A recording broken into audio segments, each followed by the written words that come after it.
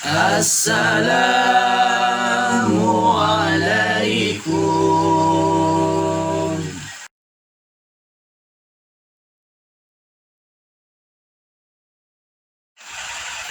Assalamualaikum warahmatullahi wabarakatuh. Selamat berjumpa lagi dengan kami di Nas Aja Channel. Yang mana kali ini saya akan mengupas tuntas atau membahas, menjawab beberapa pertanyaan yang saya anggap perlu dijawab dengan video. Ya, kalau melalui komentar itu kurang jelas, maka saya buatkan sekarang video untuk menjawab pertanyaan-pertanyaan dari viewer yang mana berkenaan tentang gurah atau memperindah suara yang saya buat di dalam konten yang berjudul, nah ini.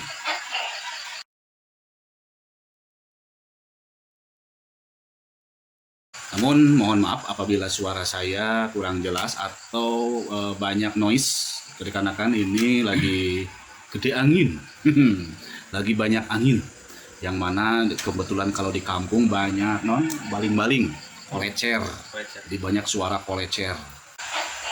Ada dua pertanyaan yang pokok ya. Yang pertama tentang minum atau memasukkan air lewat hidung.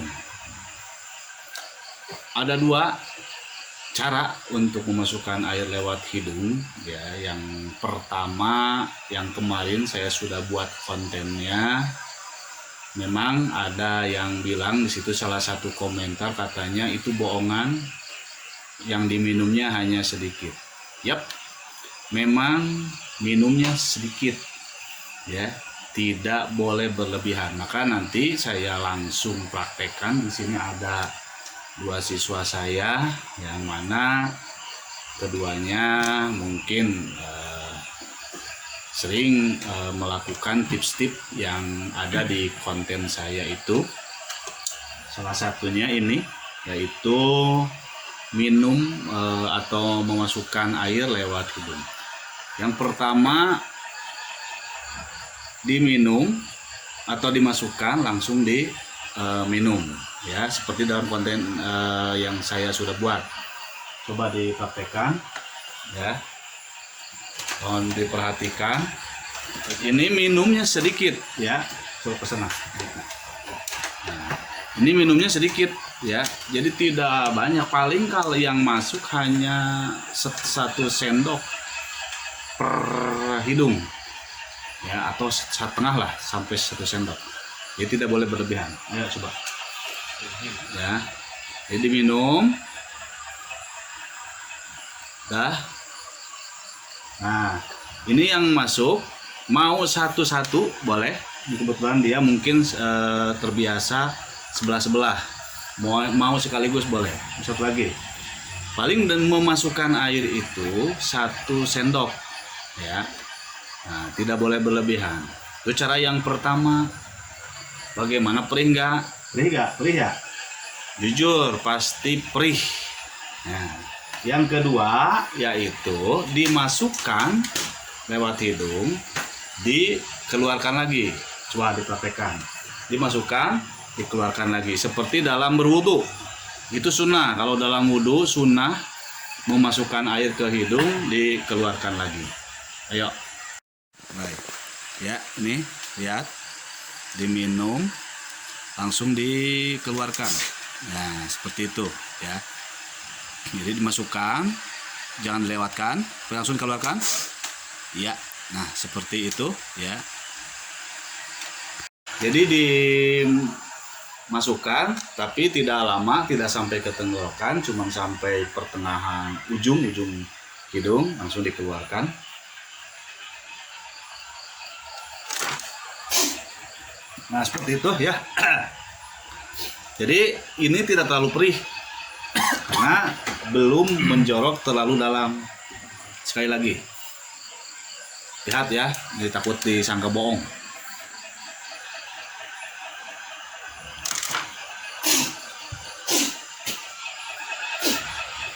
Ya. Nah, itu Yang belum terbiasa itu pasti perih. Tapi kalau yang sudah terbiasa, bukan tidak perih ya, ada, tapi cuman hanya sensasi kurang enak. Jadi kalau Anda tidak takut nih kena paru-paru kalau dimasukkan masuk ke paru-paru, ya jangan diminum langsung, tapi dikeluarkan lagi. Itu ya. Kemudian yang penjelasan yang kedua yaitu tentang bisyirikum.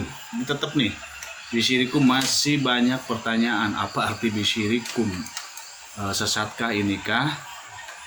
Maka saya menyarankan jika Anda ragu, maka kalau kita lagi menyelam, kita berteriak, seandainya ada kalimat yang lebih berat diucapkan di dalam air sambil teriak selain bisyirikum, boleh. Silakan dicoba aja, coba ya. Kemudian saya kemarin sudah ngobrol dengan teman, berbincang masalah bisyirikum ini. Ternyata beliau bilang kalau ada kalimat lain yang lebih berat dari kalimat bisyirikum untuk kita teriakan di dalam air, silakan coba yang lain. Jadi intinya kalimat bisyirikum itu berat. Kalau kita berteriak bisyirikum di dalam air berat.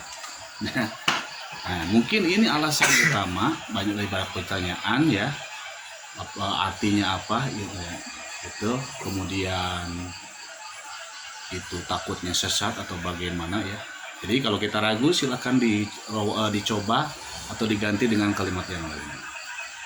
Intinya begini, saya sudah melakukan bisyirikum malah makin serak.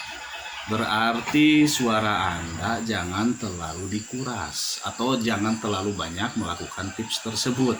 Jadi wanti-wanti di dalam melakukan tips untuk memerdukan suara ya, itu kita harus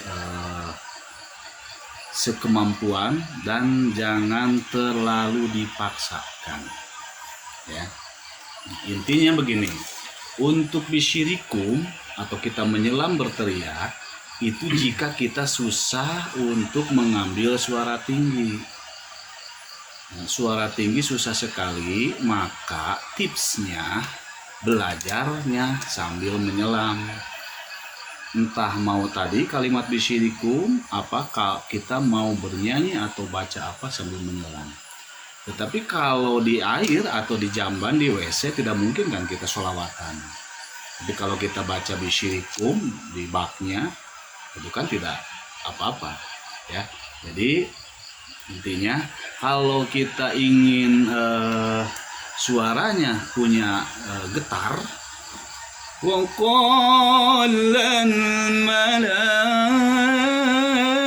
ya jadi ada ini, maka di sini kita dipelajarinya atau dilatihnya dengan menggetarkan, memainkan air di dalam tenggorokan. Itu tips-tipsnya yang kemarin saya bahas ya. Ini